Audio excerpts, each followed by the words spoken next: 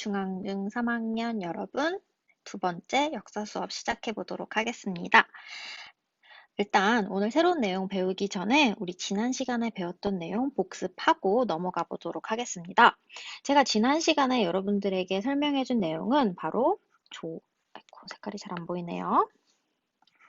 조선 후기 경제와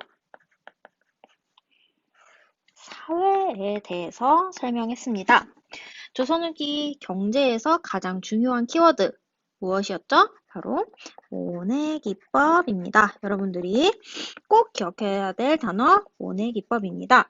이 모내기법으로 인해서 조선 후기의 사회가 굉장히 많이 변했다라고 했는데 가장 큰 특징이 무엇이었냐? 바로 농업 생산력이 증가했다. 그리고 두 번째로는 잡초를 뽑는 데 있어서 노동력을 사용하는 게 굉장히 간편해졌다, 감소했다. 그래서 노동력이 감소했다라고 했습니다.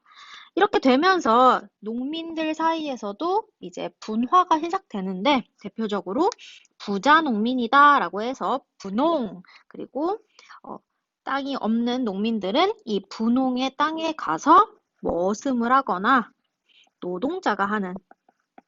노동자가 되는 일이 벌어지게 되었다라고 했습니다.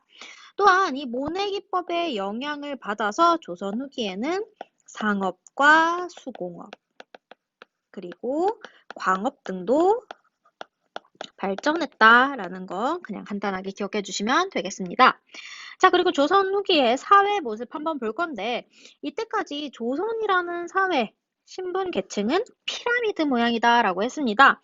가장 적은 양반, 그 다음에 그 밑에 있었던 중인, 그리고 가장 많은 계층을 차지했던 건 농민, 그리고 그 밑에 노비, 이렇게 있었다라고 했습니다. 그런데 어떤 사건을 계기로 이 신분제도가 바뀐다라고 했어요. 뭐를 통해서 바뀌었다라고 했냐? 바로 임진왜란과 병자호란이라는 전쟁으로 인해서 바뀌었다라고 했습니다. 자, 그러면서 점차 조선 후기가 되면 양반이 굉장히 많아지게 된다라고 했습니다. 그렇게 양반이 많아지게 된 계기가 된 여러 가지 정책들을 볼 건데 그 정책 중에 하나가 바로 납속책, 국가에 돈을 내고 이제 직위를 사는 납속책, 그리고 공명처, 이것도 역시 이제 국가에 돈을 내고 이제 관직을 사는 거가 되겠습니다. 자, 그리고 군공이라고 해서 전쟁 때 공을 세운 사람에게는 신분을 준다라는 이러한 정책들도 있었고요. 그리고 노비들을 농민으로 만드는 노비 종무법, 그리고 나중에 있는 공노비 해방 등과 같은 걸로 인해서 조선 후기의 신분 제도가 점차 변화하고 있다라고 제가 설명했던 것 같습니다. 자, 이 중에서 가장 잘 기억해야 될 거 여러분들 모내기법 다시 한번 강조하고 다음으로 넘어가 보도록 하겠습니다. 자, 그러면 오늘 배울 내용의 가장 중요한 키워드 여기 나와 있죠? 실학이라는 것입니다. 오늘 기억해야 될 키워드 실학. 그렇다면 이 실학이라는 것이 무엇인지에 대해서 같이 한번 보도록 하겠습니다. 자, 실학이라는 건 우리가 그냥 간단하게 말하면 성리학의 문제점을 해결하기 위해서 나온 학문이다라고 보시면 되겠습니다. 여러분들 조선 하면 유교국가, 유교하면 성리학이죠. 바로 이 조선의 기틀이라고 볼 수 있는 성리학의 문제점이 조선 후기가 되면 드러나게 됩니다. 성리학이 점점 힘이 세지자 얘네들이 굉장히 이기적인 학문으로 변하게 돼요. 여기서 말하는 이기적인 학문이라는 것은 성리학 말고 나머지 학문, 나머지 종교는 다 별로야, 다 버려 라고 하는 이런 식으로 다른 것들을 배척하는 그런 성격을 가지게 됩니다. 그리고 더 큰 문제점은 뭐냐면 현실의 문제점을 인식하지 않고 자기들끼리 책상에 앉아서만 탁상 공론을 한다라는 것이에요. 실제로 조선 후기에 여러 가지 문제점이 있는데 이러한 문제점을 해결하려고는 하지 않고 자기들끼리 책상에 앉아서 이런 게 문제점인 것 같아, 이런 게 문제점인 것 같아 말로만 하지 실제 문제점을 해결하려는 노력을 보이지 않았다라고 해요. 그런 것을 한심하게 봤던 사람들이 있어요. 우리는 그들을 실학을 하는 학자들이다라고 해서 실학자들이라고 합니다. 그래서 우리는 실학이라는 단어는 실용적인 학문이다라는 걸 줄여서 이제 실학이라고 해요. 그래서 그 실학자들이 등장하게 되는데, 실학은 크게 농업을 바탕으로 실용적인 개혁을 해야 된다라는 입장과, 아니다, 상업을 발전으로 실용적인 개혁을 해야 한다라는 입장, 그게 두 가지로 나뉘게 됩니다. 우리는 지금부터 그 두 가지 개혁 한번 나누어서 살펴보도록 하겠습니다. 자, 첫 번째는 농업을 바탕으로 개혁하자는 사람들부터 살펴보도록 할게요. 우리는 이들을 간단하게 줄여서 뭐라고 하냐? 농업을 사랑하는 모임이다. 농사모라고 불러보도록 할게요. 자, 이 농사모들은요, 자영농을 키우는 것을 목표로 세웠습니다. 대한민국도 잘 사는 국가가 되기 위해서는 세금을 부지런히 내는 국민들이 필요하듯이 조선 역시 세금을 꼬박꼬박 잘 내는 나라의 근간, 즉 자영농이 필요합니다. 이 자영농이라는 건 자기 영토를 농사짓는 사람, 지금으로 따지면 자기 집을 가지고 있는 사람이다라고 보시면 되겠습니다. 자, 이러한 개혁론을 펼친 대표적인 실학자가 3명 존재합니다. 우리는 그 3명을 잘 구분해서 살펴보도록 하겠습니다. 자, 첫 번째 실학자 보도록 하면, 첫 번째 실학자의 이름은 유형원이라는 사람이에요. 이 유형원 선생은 소수의 양반들이 전국의 토지를 다 차지하는 현실을 보면서 균등한 토지의 소유야말로 국가와 백성이 안정되는데 가장 중요한 요소라고 판단했습니다. 그래서 그가 주장한 개혁론은 균전론, 균등하게 땅을 나누자라는 개혁안입니다. 균등하게 토지를 나누자! 라고 하는 것이 균전론인데, 우리 여기 그림 한번 보도록 할게요. 우리가 생각하는 균등과는 약간 느낌이 달라요. 왜 그러냐? 고위 관리의 땅의 크기, 그리고 하급 관리의 땅의 크기, 그리고 일반 평민의 땅의 크기가 다릅니다. 왜 그럴까요? 유형원이 봤을 때 이건 분명히 균전론이에요. 그런데 이때 당시에 신분제가 나뉘는 것이 너무나 당연했기 때문에 이렇게 신분에 따라서 땅의 크기는 다르지만 모두에게 똑같이 땅을 나눠주자라는 것이 공평하다고 생각해서 제목을 균전론이라고 지었습니다. 우리 입장과는 조금 달라요. 하지만 이때는 신분제가 당연시되었던 사회였기 때문이다. 대신 모든 상민은 똑같이 요만큼, 모든 고위 관리는 똑같이 요만큼, 모든 하급 관리는 똑같이 요만큼 이렇게 되기 때문에 균전론이다 라고 지칭했던 것 같습니다. 자, 그럼 다음으로 넘어가 보도록 할게요. 다음은 이익이라는 선생님이에요.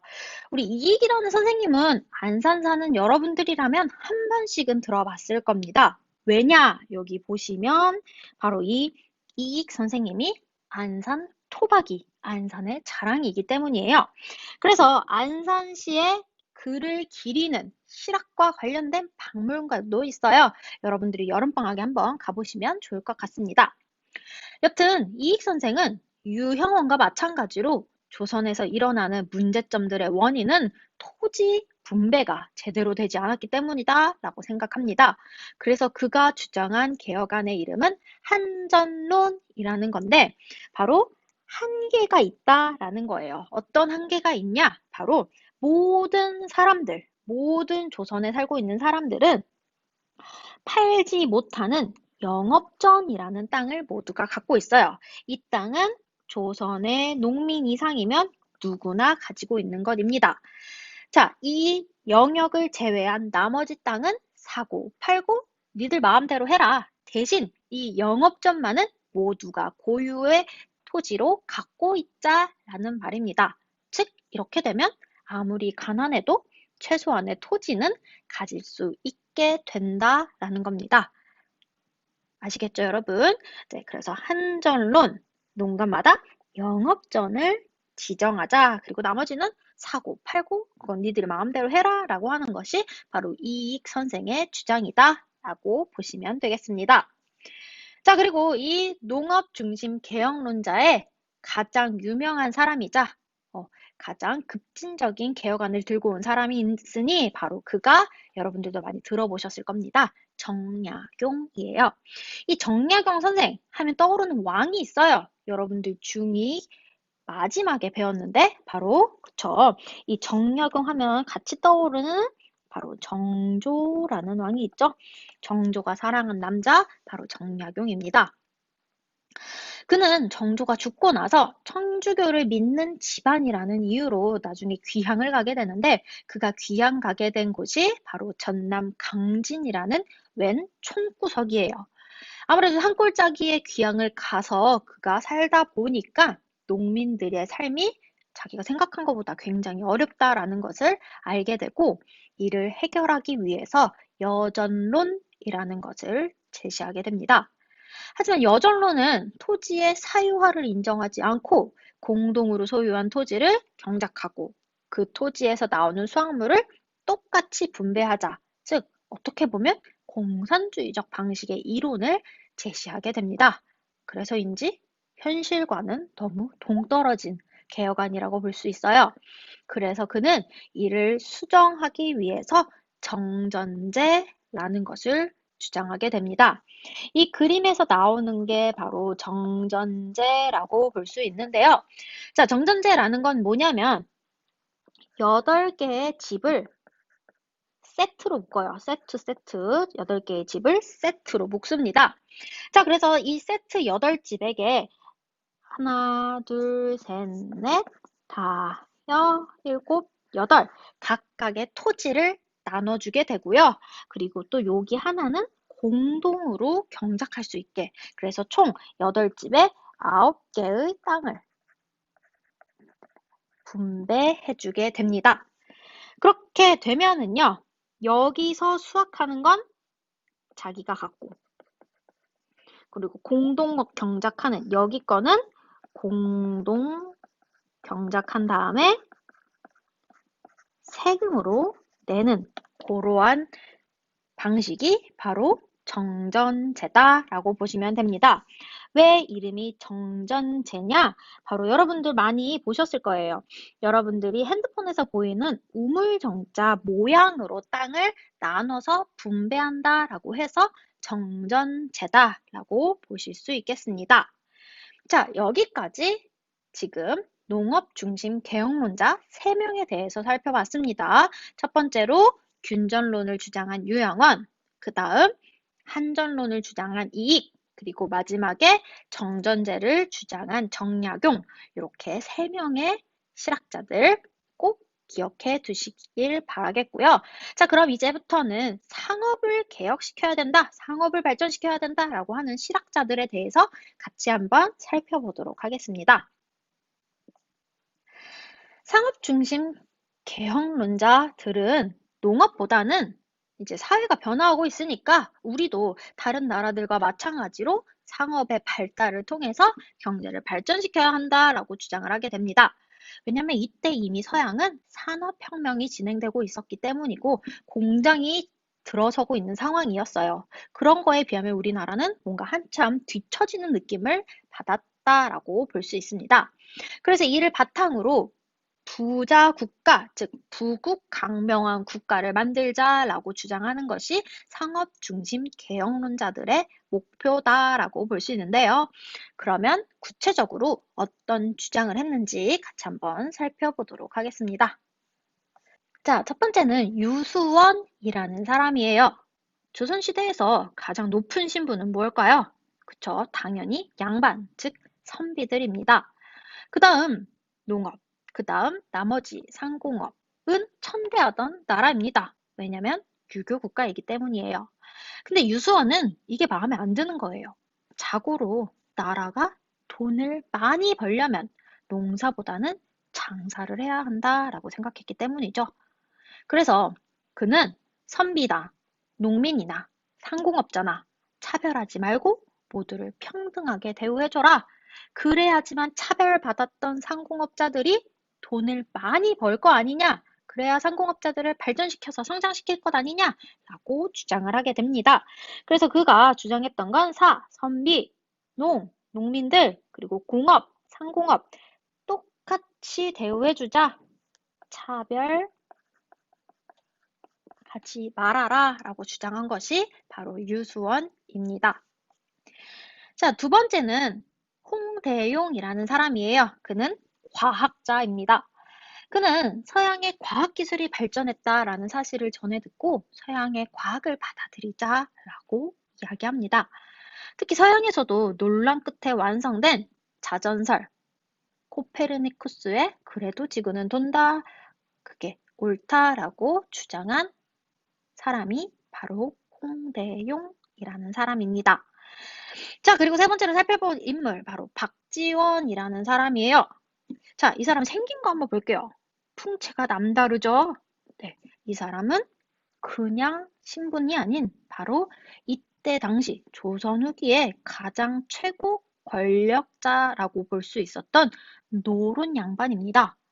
그런데 그가 다른 노론들과 다르게 실학을 주장합니다. 자신이 양반이면서도 양반제도를 비판하는데 그가 양반제도를 비판하기 위해서 쓴 소설 양반전이라는 곳에 보면 양반이라는 건 참 쓸모없는 신분이다. 양반은 정말 그냥 겉만 번지르르한 거다라는 것이 굉장히 소설에 잘 반영되어 있습니다. 자신이 양반이면서도 자신의 신분을 비판한다라는 거 굉장히 쉽지 않은 일인데 그가 그렇게 이야기하죠. 또한 화폐를 써야 경제가 활성화한다라고 생각해서 화폐를 쓰자라고 주장을 합니다. 나름 이 중에서 우리가 배우는 총 7명의 인물 중에서 가장 권력자였음에도 불구하고 이렇게 파격적인 주장을 하다 보니까 당연히 받아들여지긴 어려웠다라고 합니다. 자, 마지막으로 살펴본 이분, 바로 박제가라는 사람인데요. 이분의 신분은 서얼입니다. 여러분들, 서얼이 뭔지 혹시 기억나시나요? 바로 반은 양반이고 반은 평민인 신분이죠. 조선의 신분 제도에서는 주목받지 못한 신분인 서열이지만 그런 서얼들의 마음을 알고 등용해준 왕이 있어요. 이 왕은 누굴까요? 그쵸? 그쵸, 여러분? 2학년 때 배웠죠? 바로 이 서얼을 픽한 왕, 바로 정조입니다. 이 박제가도 정조 덕분에 관리에 진출할 수 있었다라고 해요. 이 정조가 등용한 남자 박제가는 북학의라는 자신의 책에서 소비를 해야 경제가 발전한다라고 주장을 합니다. 에? 돈을 쓰는데 경제가 좋아진다? 그게 말이 돼요, 선생님? 이라고 생각하는 학생들이 있죠. 그쵸? 단순히 내 입장에서만 생각해보면 돈을 쓰면 가난해진다라고 생각할 수 있습니다. 하지만 국가 전체적으로는 개인이 돈을 집에 꽁꽁 싸가지고 있는 것보단 돈이 사회에서 돌아야지 경제가 발전할 수 있다라고 보는 거예요. 예를 한번 들어볼게요. 저는 텀블러 사는 게 취미예요. 제가 여러분들 이제 우리 실제로 만나게 되면 항상 다른 텀블러, 물통을 들고 다니는 걸 볼 수 있습니다. 그런데 이제 텀블러가 굉장히 많음에도 불구하고 또 사고 싶어요. 그래도 그때마다 양심은 있어서 항상 고민합니다. 살까 말까? 너무 많이 사는 건 아닌가? 오버하는 건 아닌가? 사치 아닌가? 라고 생각을 해요. 그럴 때마다 저희 어머니께서 항상 말씀하십니다. 네가 돈을 써야 남이 돈을 번다. 아, 정말 띵언이죠. 그렇게 생각하고 저는 그때부터 사고 싶은 게 있다. 눈에 아른거린다. 라고 하면 그래. 나의 소비로 인해 누군가가 돈을 벌겠지. 라는 마인드로 이제 물건을 사게 됩니다. 우리 어머니가 조선 후기에 태어났으면 박제가 못지않은 실학자 정신을 가지고 계셨을 거다라는 생각이 들기도 합니다.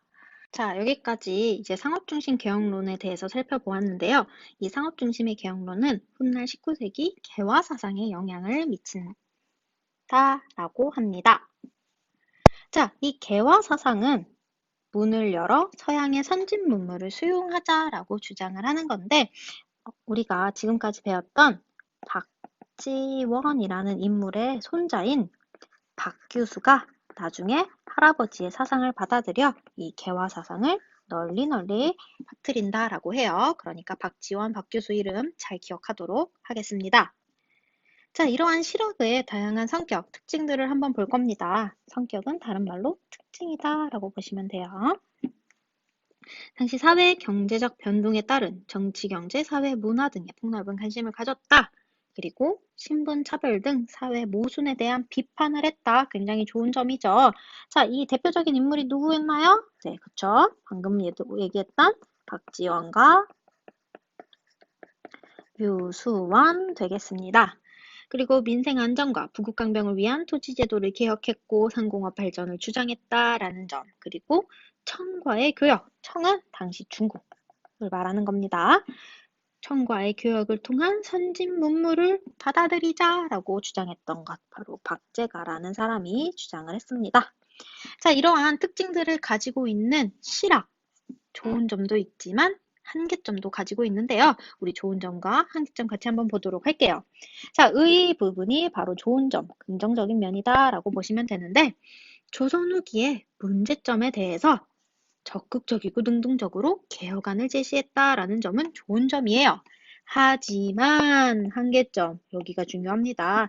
하지만 실학자 대부분이 제야 인사, 누구만 빼고, 그쵸, 바로 노론이었던 박지원을 빼고는 제야 인사, 즉 권력이 1도 없는 양반들이었다라는 점.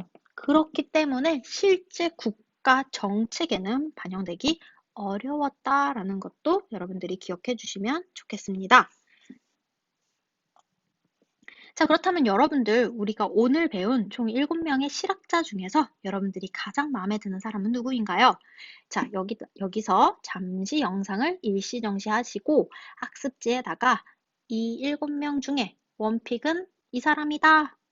왜 그런가?까지 적어 주시길 바랄게요. 그리고 그 다음에 있는 형성평가까지 풀고 나서 여러분들은 영상 다시 시청해 주시길 바라겠습니다. 자, 여러분들 형성평가 다 푸셨죠? 그럼 같이 한번 보도록 할게요.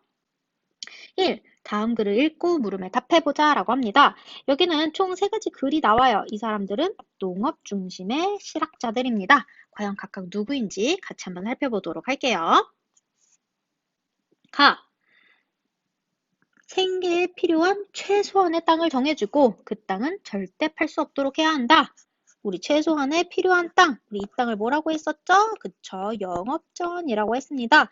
그렇다면 이 영업전을 주장했던 인물이 누군가요? 그쵸, 이익 선생의 한전론이다 라는 거 오늘 살펴봤습니다. 자, 그 다음에 나 한번 보도록 하겠습니다. 우리 나의 키워드가 되는 문장 어딜까요? 공동으로 토지를 소유하고 공동으로 농사를 짓는다. 바로 키워드 공동이라는 단어입니다.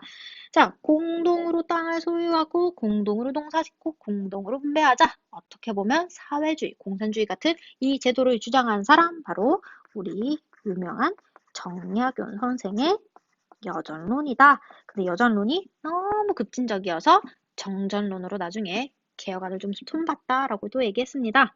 그럼 나머지 다는 누굴까요? 남은 한 사람이겠죠. 자, 그래도 우리 다 어디에서 이 사람임을 알아낼 수 있는지 키워드 문장 밑줄 쳐보도록 할게요. 관리와 선비, 농민 등 신분에 따라 차이를 두고 땅을 다시 나눠줘야 한다. 땅을 균등하게 나눠주자. 단 신분에 따라 다르게 나눠주자라고 주장한 사람 바로 유형원 선생의 균전론이다. 여기까지 여러분들 적어 두셨다고 저는 믿겠습니다. 다 이렇게 잘 적으셨죠? 자, 그럼 다음 형성평가 2번 가보도록 하겠습니다. 2번도 키워드가 되는 문장 혹은 단어에 동그라미 밑줄 쳐보도록 하겠습니다. 가부터 볼게요. 가, 열하일기, 허생전, 이러한 책을 쓴 사람이자 양반들을 비판하는 소설을 쓴 이 사람은 누구일까요? 그렇죠. 오늘 얘기가 많이 나오죠. 유일한 노론 양반이었던 박지원이다 라는 점 기억해 두시면 되겠습니다. 자, 그 다음에 나 키워드가 되는 문장 어딜까요? 여기 선비, 사, 농민, 농, 공, 상의 직업이 모두 귀하다라고 얘기한 사람, 산업공상의 직업적 평등을 주장했던 사람, 유수원 선생이 되겠습니다. 자, 마지막 다 한번 보도록 할게요. 다에서는 뭐라고 주장을 하냐?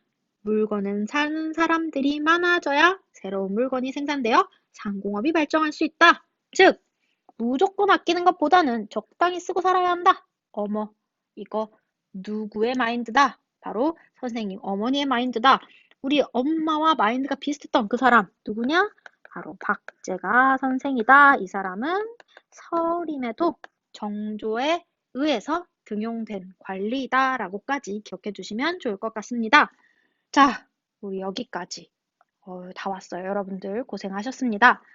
자, 지난 시간에 이어서 오늘까지 배운 내용, 조선 후기 사회, 경제, 문화의 변화에 대한 내용입니다. 우리 이제 다음 시간에는 정조가 죽고 난 다음에 등장하는 세도 정치가 무엇인지, 그리고 그 시기에 일어난 농민봉기는 왜 일어났는지 같이 한번 살펴보도록 하겠습니다. 여기까지 모두 수고하셨어요. 다음 시간에 만나요.